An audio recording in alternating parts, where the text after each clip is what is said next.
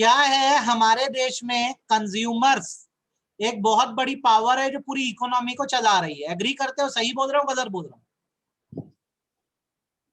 Consumer एक बहुत बड़ी शक्ति है। कंज्यूमर नहीं होंगे तो कोई भी इकोनॉमी ग्रो नहीं कर पाएगी। पहले कंज्यूमर बहुत इग्नोरेंट होते थे, तो उनको प्रोटेक्ट करने के लिए हमारे देश में एक लॉ बनाया गया जिसका नाम रखा गया कंज्यूमर प्रोटेक्शन एक्ट 1986। ये लॉ करता है, सबसे पहले तो ये अलग अलग चीजों की डेफिनेशन बताता है। क्या बताता है? डेफिनेशन। क्या है, उसके बाद ये बताता है राइट्स। क्या बताता है? राइट्स। ये बताता है कंज्यूमर की ड्यूटीज क्या है, फिर बताता है कंज्यूमर को रेमेडीज क्या मिलती हैं, फिर ये बताता है कि अथॉरिटी लेवल क्या है। क्या बताता है? Authority level. ये सब बताने का काम जो है वो हमारा कंज्यूमर प्रोटेक्शन एक्ट करता है। 1 मिनट वेट कर, कंज्यूमर प्रोटेक्शन एक्ट को इसमें ऐड कर रहा हूँ, ठीक है? 1 मिनट बस आप होल्ड कर।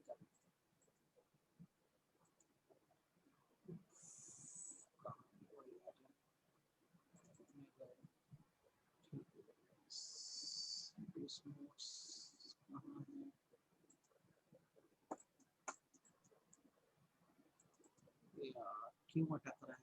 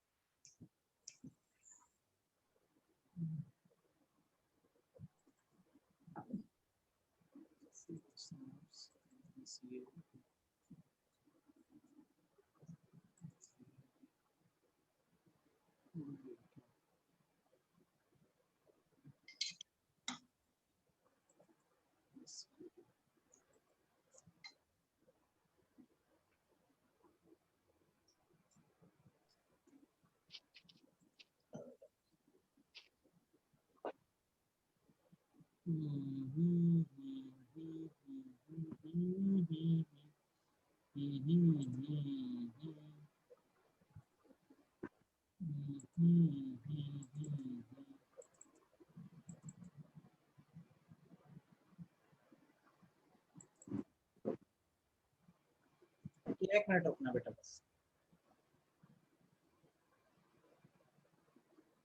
खुल जा भाई, खुल जा भाई।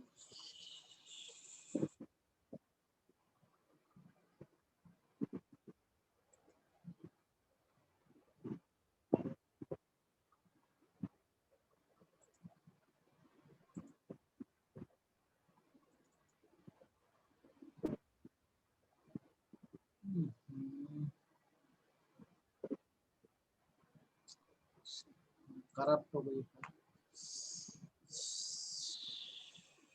चलो तुम्हारे लिए स्क्रीन शेयर कर रहा हूं, ध्यान से देखना, अच्छे से सीखना। कंज्यूमर प्रोटेक्शन एक्ट जैसे कि हमको अगर करना है, ठीक है, तो चीजें समझाते जा रहा हूं, अब साथ साथ उसको करते जाना। सबसे पहले तो कुछ चीजों की डेफिनेशन एकदम आपको क्लियर होनी चाहिए, जिनमें सबसे पहला वर्ड आपके लिए है कंज्यूमर। क्या? कंज्यूमर। ध्यान से सुनना, मेरी बात को एकदम अच्छे समझना। कंज्यूमर मतलब वो पर्सन है जिसने किसी तरह के गुड्स को परचेज किया है। क्या किया है? गुड्स को परचेज या किसी तरह की सर्विसेज हायर करी है। क्या हायर करी है? सर्विसेज। और ये चीज उसने कंसिडरेशन पे करके करी है, फ्री में नहीं है। ठीक है, पहले बताओ ये बात समझ आई कि नहीं? Yes sir. अब आगे समझना, कंज्यूमर वो पर्सन है जिसने गुड्स परचेज किया है या सर्विस हायर करी है कंसिडरेशन देकर, और इसमें उन लोगों को जोड़ा जाता है या गिना जाता है जिन्होंने उस गुड्स या सर्विस का पर्सनल यूज किया। क्या किया? पर्सनल। फिर लाइवलीहुड के लिए इस्तेमाल किया, and not for commercial purpose. किस पर्पस के लिए इस्तेमाल नहीं किया? Commercial purpose. एग्जांपल लेते हैं, इससे सीखते हैं। मैंने एसी खरीदा, एसी को अपने कोचिंग में लगवाया, तो ये कमर्शियल पर्पस है कि पर्सनल पर्पस है? कमर्शियल। बेटा एसी की हवा मैं भी खाऊंगा, आप भी क्लास में आओगे तो आप भी हवा खाओगे। एसी से कमाई नहीं हो रही है हमारी, एसी से सिर्फ हमारा कंजम्पशन हो रहा है, हमारा फायदा हो रहा है। अब मैं बोलूं यार मैंने एसी खरीदा, अकाउंट्स दिख रहा हूं मैं भी, इस एसी को मैं अपनी शॉप से सेल करता हूं, बेचता हूं, तो अब ये कमर्शियल पर्पस है कि नहीं है? Yes sir. हाँ मैंने 100 पैकेट गुपचुप खरीदे, कितने पैकेट? 100 पैकेट। 100 पैकेट। और इसको खा गया, कंज्यूम कर दिया, तो पर्सनल पर्पस की कमर्शियल पर्पस? पर्सनल। मैंने 100 पैकेट गुपचुप खरीदे और ये मैंने दीपाली को सेल कर दिया, अब कमर्शियल। अब कैसे पता करें कि हमारा पर्पस जो है पर्सनल है कि कमर्शियल? तो आप ये याद रखना कि आपने जो गुड्स खरीदा है, यदि उस गुड्स का कनेक्शन आपके प्रॉफिट से जुड़ जाए, किससे जुड़ जाए? प्रॉफिट से कब जुड़ेगा? जब उस सामान को खरीद के आप क्या करोगे? बेचोगे, सेल करेंगे तो कमर्शियल पर्पस आता है। क्या कहलाता है? तो कंज्यूमर वो है जिसने बेटा गुड्स को क्या किया है, पर्सनल पर्पस के लिए खरीदा है या फिर लाइवलीहुड के लिए खरीदा है। जिस पर्सन ने सामान को कमर्शियल पर्पस के लिए खरीदा उसे आप कंज्यूमर नहीं कहोगे। क्या नहीं कहोगे? मेरी बात समझ आई कि नहीं है बताओ? Yes sir. अच्छा, इसका आंसर देना तो क्या होगा? मैं बोलता हूं अपूर्वा एक पुअर फार्मर है। कौन है? फार्मर। इसने एक ट्रैक्टर खरीदा। क्या खरीदा? ट्रैक्टर। और इस ट्रैक्टर से ये अपने फार्म को टिल करती है। तो क्या अपूर्वा कंज्यूमर है कि नहीं है? नहीं। क्यों? नहीं सर, क्योंकि वो फार्म में जो उगेगा उसको तो बेचेगी, सेल को। ट्रैक्टर से कमा रही है कि खेती से कमा रही है? खेती से। खेती से कम। उसको ऐसे तो आप कंज्यूमर नहीं बोलोगे। ये कंज्यूमर है जो अपना लाइवलीहुड निकाल रही है। क्या निकाल रही है? लाइवलीहुड। एग्जाम्पल को मैं थोड़ा सा चेंज करता हूँ, इसमें सोचना। अपूर्वा है, कौन है? कैसी फार्म? Poor farmer. ये गरीब लिखना जरूरी है क्या? चलो लिख दिए तो लिख दिए। इसने क्या खरीदा? ट्रैक्टर।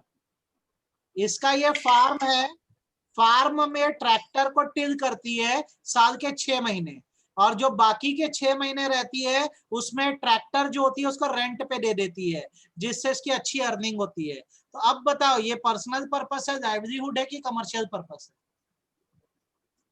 कमर्शियल पर्पस 6 महीने के लिए। कमर्शियल पर्पस हो गया, क्योंकि अब ये ट्रैक्टर से क्या शुरू कर दी? प्रॉफिट। अर्निंग। आप याद रखना कमर्शियल पर्पस का मतलब ये है कि आप उस सामान से जब कमाना चालू कर देते हो तो आप क्या कहलाने लगते हो? कमर्शियल पर्पस के पर्सन कहलाते हो, और आपको कंज्यूमर की डेफिनेशन में काउंट नहीं किया जाता है। आपको मेरी कही बात एकदम अच्छे समझ आई कि आधी अधूरी है? ये बताओ।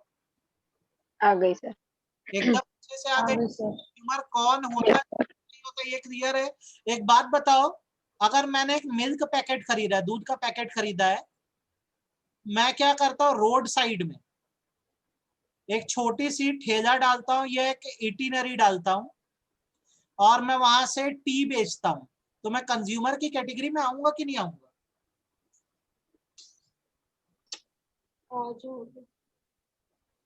चाय लाइवलीहुड है, क्या है?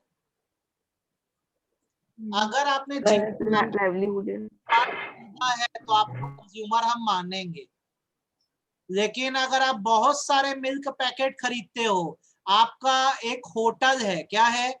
बड़ा होटल, और वहां से चाय बेच रहे हो, तो आप प्रॉफिट कमा रहे हो, तो फिर आप कमर्शियल पर्पस में आते हो और आप कंज्यूमर नहीं कहलाते। तो हमेशा याद रखना कंज्यूमर कौन है ये पहले सीखना जरूरी है, कंज्यूमर वो है जिसने सामान को किस लिए खरीदा, पर्सनल यूज के लिए या फिर छोटी मोटी कमाई के लिए, जिसको क्या कहा जाता है, लाइवलीहुड। लाइवलीहुड कहा जाता है। और यदि किसी पर्सन ने सामान प्रॉफिट कमाने के लिए खरीदा है तो इसे कैसा पर्पस बोलेंगे, कमर्शियल पर्पस और ऐसा पर्सन कंज्यूमर नहीं हो सकता। नहीं। तो एक बात बताओ, मैंने एक एसी खरीदा अपनी कोचिंग में लगाया हूं, तो मैं कंज्यूमर हूं कि नहीं हूं? हाँ सर, कंज्यूमर। अब अगर वो एसी डिफेक्टिव निकल गया तो मैं क्या करूं? कंज्यूमर फोरम में केस कर सकते हैं। मेरी A1 इलेक्ट्रॉनिक नाम की दुकान है, वहां पे मैं 100 पीस एसी लाया हूं बेचने के लिए, वो सारे एसी डिफेक्टिव निकल गए, अब क्या करूं? क्या मैं कंज्यूमर हूं? मैन्युफैक्चर नहीं, क्या करूं मैं? मैन्युफैक्चरर को कांटेक्ट करेंगे। मैं जाऊंगा सिविल कोर्ट। कहाँ जाऊंगा? Civil court. बोलूंगा कि यहाँ पे सिविल कोर्ट। कॉन्ट्रैक्ट हो रहा है। क्या हो रहा है? Breach of contract. Breach of contract. पैसे पूरे दिए गए बिजनेस पे, पर मेरे को अच्छा सामान नहीं दिया गया। आई मेरी बात समझ में? तो आप कंज्यूमर हो तो हमेशा कंज्यूमर फोरम जाओगे, और बिजनेस में आपका नुकसान हुआ है तो आप सिविल कोर्ट जाओगे। ईमानदारी से बोलो, मेरी बात कितनी समझ आई? आ गई आ सर, गई। अच्छे से आई कि आधी अधूरी आई? अच्छे से। कंज्यूमर कौन होता है, सीख गए कि नहीं सीखे? Yes yes. अब अगला शब्द है गुड्स। गुड्स का मतलब आप याद रखना, every kind of movable property. क्या? Every kind of movable property. जो सेल ऑफ गुड्स एक्ट में पढ़ते हैं ना, वही मीनिंग है, every kind of movable property except, आप बताओ क्या क्या? एक्शनेबल क्लेम्स और इमूवेबल प्रॉपर्टी। कितना क्लैरिटी है? Yes sir. अच्छे से कि आधा अधूरा? अच्छे से क्लियर है? कंज्यूमर का मतलब अच्छे समझ आ गया, गुड्स का मतलब अच्छे यस यस सर। बेटा, कोई दिक्कत तो नहीं है इसमें? No sir. नहीं। सर्विसेस टेंजिबल होती है कि इनटेंजिबल होती है? इंटेंजिबल। इनटेंजिबल सर्विसेज तो बहुत सारा तरह की होती है, पर जब हम इस लॉ की बात कर रहे हैं तो यहाँ पर हम बात करेंगे पर्सनल सर्विसेज की। कैसी सर्विसेज की? Personal sir. पर्सनल सर्विस वो होती है विच वी आवरसेल्फ यूज। जिन सर्विसेज का हम खुद इस्तेमाल करते हैं वो क्या कहलाती हैं? Personal service. आपको इसमें मैं 2 क्राइटेरिया दे रहा हूं, इसको थोड़ा अच्छे से सुनना और अच्छे से समझना, और आप खुद अपना दिमाग लगा के जाना, समझना और बताना कि आप कहाँ कंज्यूमर फोरम जा सकोगे। 2 तरह की पर्सनल सर्विस होती हैं, ऐसी सर्विस जो हम ले रहे हैं। एक को हम कहते हैं कॉन्ट्रैक्ट ऑफ पर्सनल सर्विस। क्या बोलते हैं? कॉन्ट्रैक्ट। यहाँ पे आपको याद रखने वाला वर्ड कौन सा है? ऑफ। क्या? ऑफ। और दूसरी होती है बेटा कॉन्ट्रैक्ट फॉर पर्सनल सर्विस। क्या होती है? Contract for personal service.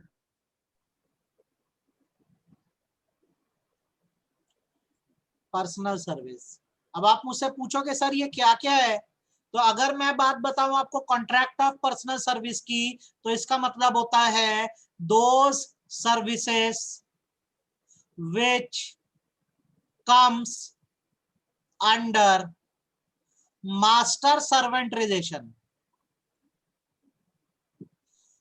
and the user has complete control over the service। कुछ नहीं समझ आया, बस सिर के ऊपर से गया होगा। कॉन्ट्रैक्ट ऑफ पर्सनल सर्विस मतलब वो सर्विसेज होता है जो मेरे हिसाब से चलती है, जैसे मैं बोलूंगा सामने वाला वैसी सर्विस देगा। एग्जाम्पल दे रहा हूं, ध्यान से सुनना। म्यूट करो अपने आप को। मैं घर का ओनर हूं, मैंने घर में एक शेफ रखा है, खाना पकाने वाला रखा है, तो ये शेफ क्या बनाएगा घर में? जो आप बोलोगे। तो मैंने इसे बोला भाई तू बना आलू के पराठे, क्या बना? आलू पराठा। पराठे। अब मैंने इसको बोला यार तू एक काम कर, आलू के पराठे में तू डाल दे काली मिर्च, क्या डाल दे? काली मिर्च। इसने क्या किया, काली मिर्च के धोखे में रैट किल पॉइजन डाल दिया।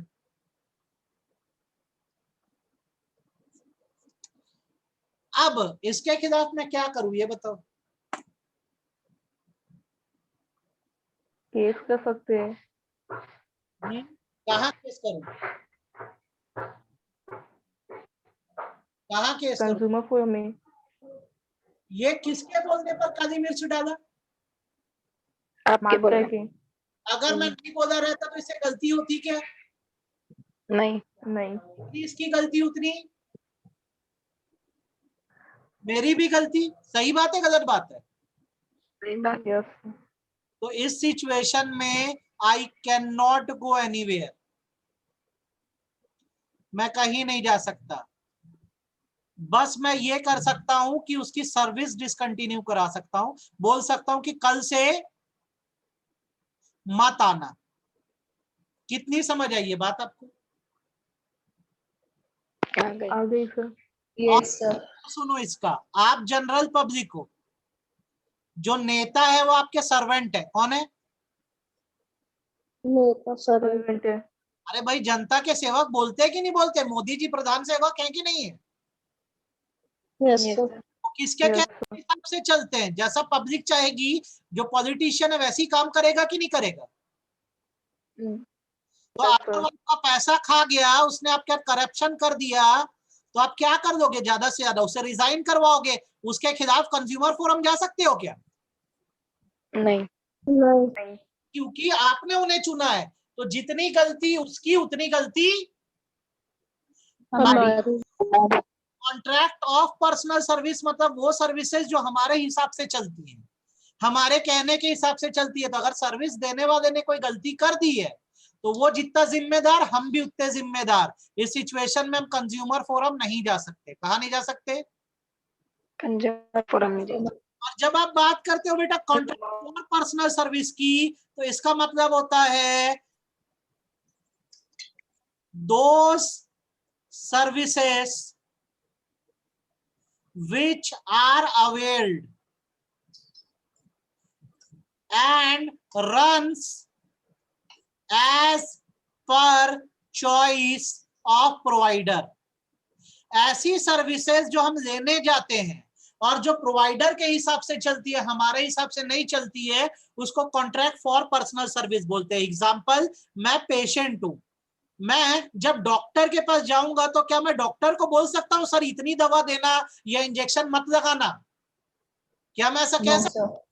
डॉक्टर की चॉइस, वो अगर मेडिसिन देना चाहे तो क्या देगा?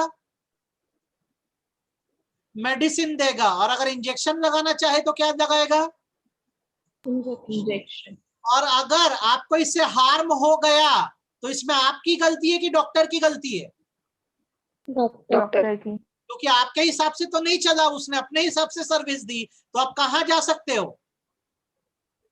कंज्यूमर। तो आप याद रखना, आप उसी सर्विस की शिकायत कर सकते हो जो आपके कंट्रोल में नहीं है, जो आपके हिसाब से नहीं चलती है। और जिसमें आपकी चलती है उसकी आप शिकायत नहीं कर सकते क्योंकि आप उसके खुद जिम्मेदार हो। मेरी बात समझ आई कि नहीं है? Yes sir. कितनी Yes, समझ? sir. अच्छे से आई कि आधी अधूरी आई? अच्छे से आगे सर। चलो ये Yes, sir. तुम स्टूडेंट हो, नर्डी एकेडमी वाले ने घर में तुम्हारे एक ट्यूटर भेजा है, होम ट्यूटर। या नर्डी छोड़ो, ऐसे ही भैया या दीदी तुम्हारे घर में पढ़ाने आती है, तो ये किस में आएगा? ऑफ में आएगा कि फॉर में आएगा? ऑफ। ऑफ। क्यों? क्योंकि दोनों का मतलब कुछ गलत हुआ तो दोनों लायबल होंगे ना। होम ट्यूशन में क्या बोलेंगे, भैया 8वां चैप्टर पढ़ा दो, तो क्या करेंगे? 8वां चैप्टर पढ़ा देंगे। पहला चैप्टर बोलोगे तो पहला चैप्टर। यहाँ पे आपके हिसाब से चीजें हो सकती है, लेकिन अगर आप एक स्टूडेंट हो और आप कोचिंग में जाते हो तो फॉर। फॉर। For service. क्योंकि यहाँ पे चीजें आपके हिसाब से नहीं चल रही है, तो कुछ गड़बड़ होने पर आप क्या कर सकते हो, कोचिंग पर केस कर सकते हैं। कर सकते, सकते हैं। ठीक है।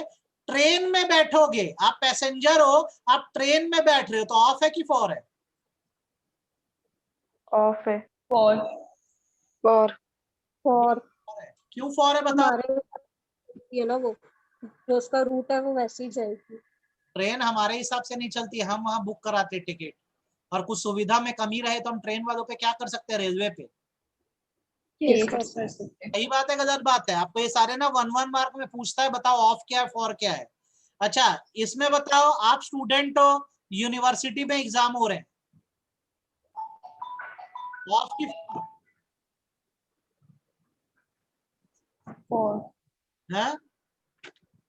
फॉर फॉर फॉर आपसे पेपर सेट नहीं होता ना, आपसे तो एग्जाम पेपर हिसाब से बनाते हैं, ठीक। आगे, आपने अपने घर में मेड रखी है, नौकर रखा है, ये ऑफ। अब आप ये बताओ, ऑफ और फॉर अच्छे समझ गए कि नहीं समझे? यस मन और जीवन में कोई दिक्कत तो नहीं है इसको लेकर? No sir. अच्छे से क्लियर है? अगला टर्म आपको बोल रहा हूं, इसको ध्यान से सुन लो बेटा, आज का ये आखिरी टर्म होगा अपना। कंप्लेनेंट, क्या कंप्लेनिंग। कंप्लेनेंट मतलब होता है कंप्लेन करने वाला, क्या? कंप्लेन करने वाला। कंप्लेन करने वाला। तो कौन होता है कंप्लेनेंट? Buyer himself consumer. या कंज्यूमर? सही बात है, गलत बात है? Yes sir. उसके एजेंट हो सकते हैं कि नहीं हो सकते? Yes sir. लीगल रिप्रेजेंटेटिव हो सकते हैं। और ग्रुप ऑफ कंज्यूमर या consumer association. Yes. Consumer association का हिसाब किताब ऐसा होता है कि ये ना क्वेश्चन पूछता भी है कि ग्रुप ऑफ कंज्यूमर एक सेलर पे कब केस कर सकते हैं, लोकस स्टैंडी कब बनती है। लोकस स्टैंडी मतलब होता है रिप्रेजेंटेशन, क्या? रिप्रेजेंटेशन। तो इसका आंसर ये होता है when all the consumer have same complaint against the business. अगर इस सारे कंज्यूमर की उस बिजनेसमैन के खिलाफ एक प्रकार की कंप्लेंट है, तो फिर कंज्यूमर एसोसिएशन या ग्रुप बन सकता है और कंप्लेंट डाल सकता है, अदरवाइज नहीं डाल सकता। एग्जांपल, मैं एक बिजनेस चलाता हूं, मैंने दीपाली का भी पैसा खाया है, मैंने अपूर्वा का ही पैसा खाया है, मैंने ख्याति का ही पैसा खाया है, मैंने साक्षी का ही पैसा खाया है, तो आप सबकी एक ही बात है, एक ही कंप्लेंट है, क्या? जमशेद सर ने आप सबका क्या खाया हुआ है? पैसा। तो आप हम मेरे ऊपर केस कर सकते हो कि नहीं कर सकते? कर सकते हैं। मैं बोलता हूं कि मैं एक बिजनेसमैन हूं, दीपाली का मैंने एक बुक है जो वापस नहीं करी है, अपूर्वा को मैंने एक डिफेक्टिव कार बेच दी, ख्याति का तो मैं पैसा खा गया, क्या खा गया? पैसा। मनी। और साक्षी को मैंने एक डिफेक्टिव फूड प्रोडक्ट बेच दिया, तो आप चारों मिलकर मेरे ऊपर केस कर सकते हो क्या? नहीं। क्यों नहीं कर सकते? सर ये चारों एक्टिविटीज अलग अलग इसमें क्या अलग अलग है? तो आपको अब ये कंसेप्ट समझ आया कि नहीं आया, पहले ये बताओ। यस जैसे अब कल मैं जब पढ़ाऊंगा तो मैं आपको ना अथॉरिटी लेवल पढ़ाऊंगा, और मैं आपको दोनों का कंपैरिजन में पढ़ा दूंगा, 1986 और 2019, ताकि एग्जाम में जो भी आए आप कर सको, ठीक है बेटा? यस आप यस सर। इतना पढ़ लो। मैंने आपको शायद ईसीबी की रिकॉर्डिंग नहीं भेजी है ना अभी? नहीं सर। ईसीबी की और यह रिकॉर्डिंग आपको ना 4 बजे तक या 4:30 बजे तक भेज दूंगा, ठीक है? और आज शाम को 5:30 बजे मैं आपको एविडेंस एक्ट पढ़ाने वाला हूँ। क्या पढ़ाने वाला हूँ? एविडेंस।